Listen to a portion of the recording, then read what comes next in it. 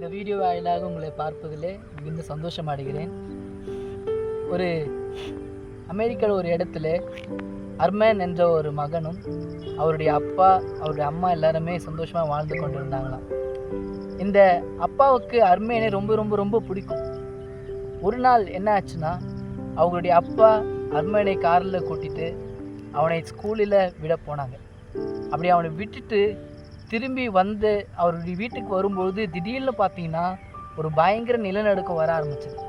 அந்த நிலநடுக்கம் வர ஆரம்பித்த உடனே அவர் ஒரு கொஞ்சம் சாதாரணமாக சரி நார்மலாக வர நிலநடுக்கம் தான் அப்படின்ட்டு என்ன பண்ணார், விட்டுட்டு வீட்டுக்கு போனார். வீட்டிற்கு போகும்போது ஒரு ஃபோன் கால் வந்ததுதான். அந்த ஃபோன் கால் வந்தோடனே அவருக்கு பயங்கர அதிர்ச்சியான ஒரு விஷயம் காத்திருந்தது. என்னவென்றால், அவங்களுடைய பையன் இருக்கிற ஸ்கூல் அந்த சைடு வந்து பயங்கரமான நிலநடுக்கம் வந்து அந்த ஒட்டுமொத்த ஸ்கூலுமே அங்கே பூமிக்கு அடியில் போயிடுச்சு அப்படின்னு கேள்விப்பட்டாங்க.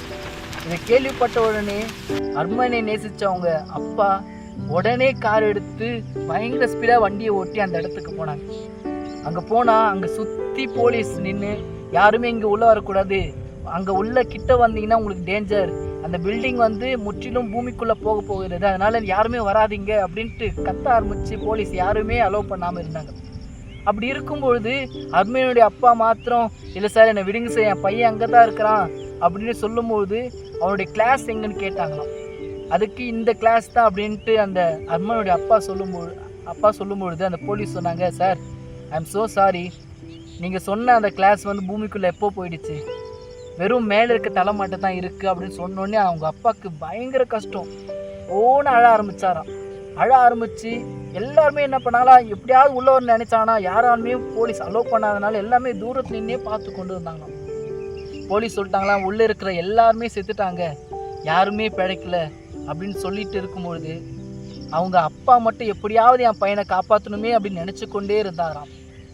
வந்த மற்ற அம்மா அப்பா எல்லாருமே என்ன பண்ணாங்களாம், அவர்கள் அழுது கொண்டே வீட்டுக்கு சென்று விட்டு அடுத்த நாள் காலையில் வந்தாங்களாம்.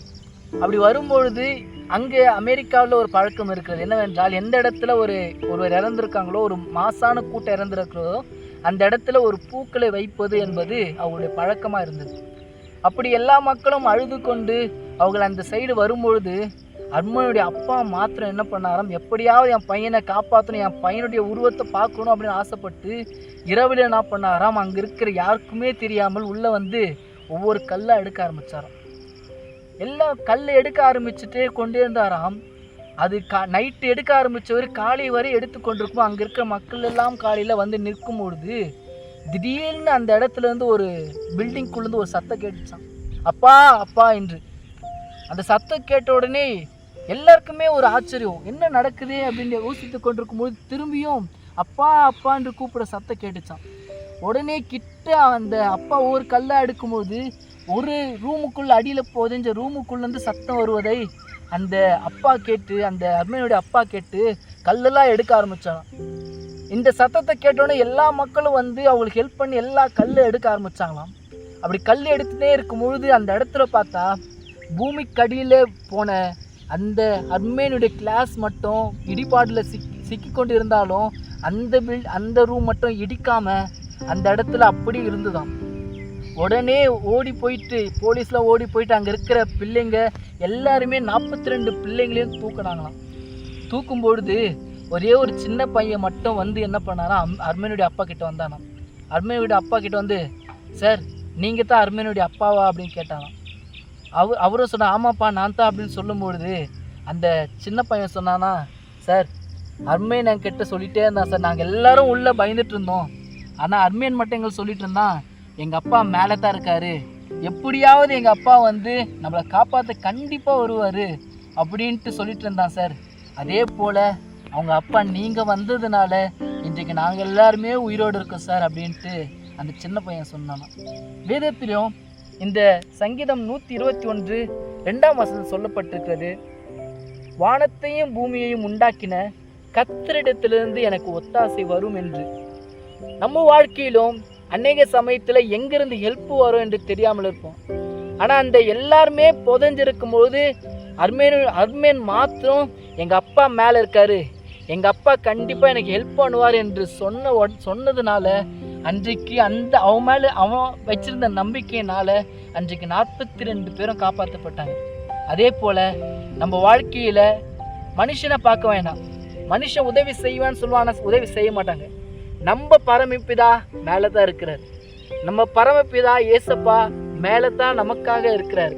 நமக்கு எப்படியாவது ஹெல்ப் பண்ணணும், நம்ம வாழ்க்கையை எப்படியாவது நல்லா ஆக்கணும் அப்படின்றதுக்காக நம்ம பரமபிதா ஏசப்பா மேலே தான் இருந்து நம்ம பார்த்து கொண்டு எப்படியாவது ஹெல்ப் பண்ணணும் பார்த்து கொண்டு இருக்காரு. சாதாரண ஒரு பையனுடைய அப்பாவே தான் பையன் நல்லா இருக்கணும், தான் பையனை எப்படியாவது காப்பாற்றணுன்ட்டு கஷ்டப்பட்டு 2 நைட்டா யாருமே பார்க்காம அவர் மட்டும் கல் எடுத்து தான் பையனை காப்பாற்றுவார்னா, நம்ம பரமபிதா ஏசப்பா நம்ம வாழ்க்கை நல்லா இருக்கணுன்றதுக்காக அவர் எவ்வளோ முயற்சி எடுப்பார்ல. ஒருவேளை நீங்கள் கஷ்டப்பட்டு இருக்கீங்களா? ஒருவேளை நீங்கள் என் வாழ்க்கை எப்படி போவோன்னு யோசித்து கொண்டிருக்கீங்களா? கவலைப்படாதீங்க. உங்கள் பரமபிதா ஏசப்பா உங்களுக்காக ஒத்தாசை அனுப்புனதுக்காக எப்படியாவது உங்களுக்கு ஹெல்ப் பண்ணணுன்றதுக்காக அவர் எல்லா முயற்சி எடுப்பார்.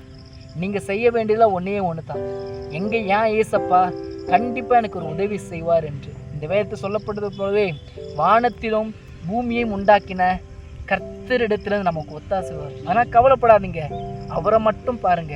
அவர் கண்டிப்பாக உங்களுக்கு ஒரு ஹெல்ப் பண்ணி உங்களை ஒரு நல்ல ஒரு வாழ்க்கைக்குள்ளே கொண்டு வருவார். சந்தோஷமா இருங்க, கவலைப்படாதீங்க. God bless you.